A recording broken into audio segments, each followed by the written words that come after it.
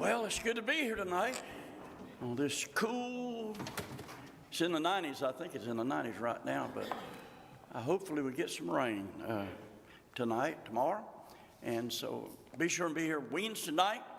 Wednesday night, I've been trying to get some stuff together on why are we going to have a mansion? Why is the purpose of a mansion in heaven? Anyway, I'll be teaching on that Wednesday night, and I'm going to show you some things you may know, may not.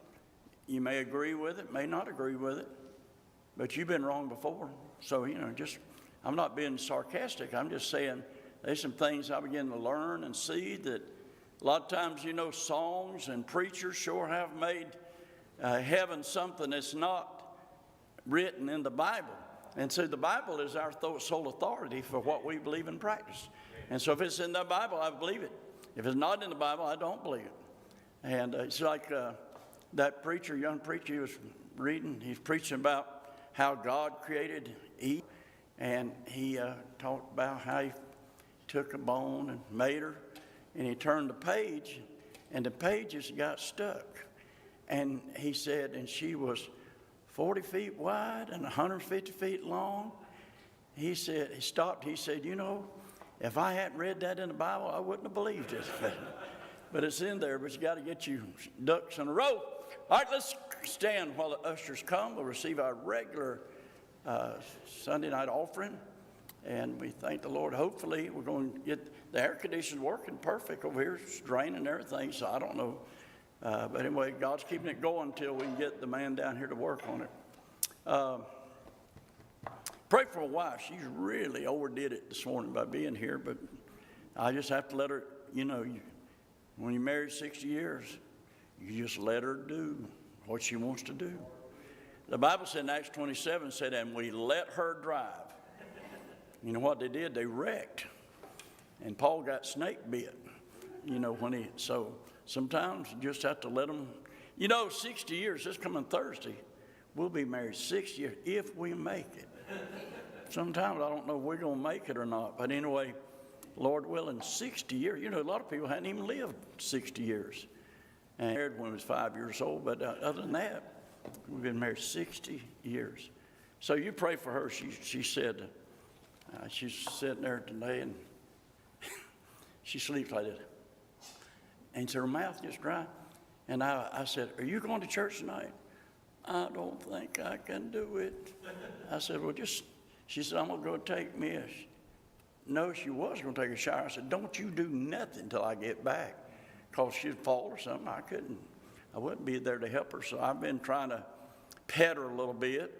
And I've been mopping the floors and making up beds. And, you're not supposed to lie, are you, in church? But I've been, you know what our favorite word is? While you're up, will you get me this? And so now she's sitting there on the couch and she said, while you up, would you get me a glass of water? While you up, would you give me some peanut butter? I tell you, if it weren't peanut butter, my wife would die. She starts every morning. This is her thing. Starts every morning, and she got, crunchy peanut butter, and she'll take that fork and you take a big old gob of peanut butter and sit there in her chair with a coffee cup twice as big as what normally. In fact, she makes 2 cups of coffee for that 1 cup, and eats peanut butter, and.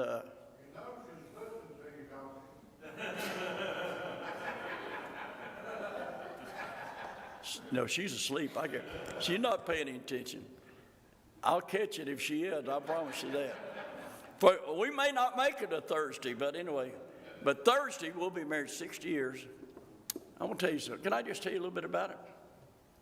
I'm going to preach 1.5 hours tonight, so I guess I might as well listen to it. She signed her daddy's name on a marriage license. We had a lady in the community that was notorious, putting seals on stuff when she weren't supposed to put seals on. So my wife took the papers over there. She's now, Francis, you go and get your daddy to sign these papers and bring it back and I'll notarize it. Well, you don't do that. And Francis got a check her daddy had written. She practiced and forged her daddy's name on a marriage license. And we drove to Lancaster, South Carolina, and I had to borrow money. I'd lost my billfold. I had to borrow money to get married. It cost us $14, and it's lasted 60 years. And my daddy had a 61 Chevrolet, 6-cylinder, just as plain as you can be, Bel Air or some Biscayne it was, and 6-cylinder. I drove that thing wide open all the way to Lancaster back, and he had a wedding at 3 o'clock, and I got back just in time for him to get the wedding, to get them married, and then we was going to keep it. You know, she was going into 10th grade, and I was in college, and she's going to keep it quiet. You know how long we kept it quiet? I kept it quiet. But her friends told everybody she got married. And that was Saturday. And on Monday, her mama called me and said, Ronnie, did you marry Frances Saturday? I said, yes, ma'am. Well, come and get her. And I had to move her in with my dad, and my mom was in the hospital. And so that's the way it started. 6 this coming Thursday. And so I appreciate my children getting this party up, you know, and I hope you come. I don't know what to do at an anniversary party except I don't cry. I don't cry. All right. Think you'll make it 60 years there, Caleb? Cry. You'll be a lot older, won't you? All right, what you pray for us tonight?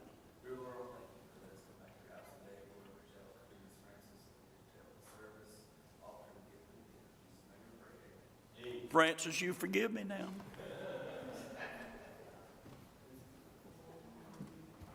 Cry. It's all I ever heard in my life. All righty, page 374, send the light.